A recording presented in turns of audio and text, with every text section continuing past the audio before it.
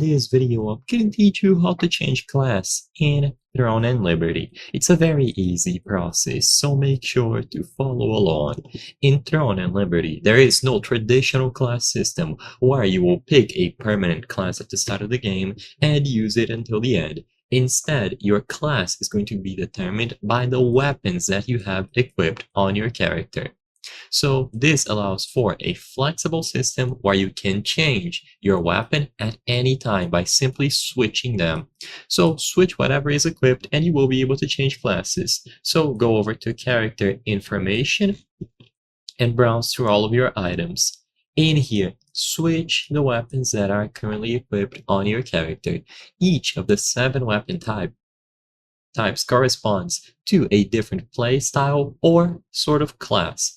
You have Sword and Shield, which represents a tank, Greatsword for a melee DPS, Daggers for a melee or assassin-esque job, Crossbow for ranged DPS, Longbow for ranged DPS and support, Staff for magical DPS, and a Wand and Tome for a healer or support.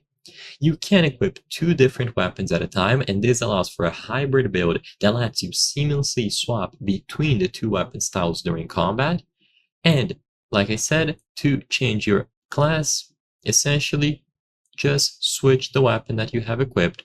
So browse through your weapons, your armor as well can be found here, and once you swap between them, you will gain the new stats and skills referring to that new class. If you go over to the skills tree, they will update dynamically. So the new skills that refer to your particular weapon, so staff, wand, and so on, will appear here, and you can level them as needed. So I hope I was able to help you.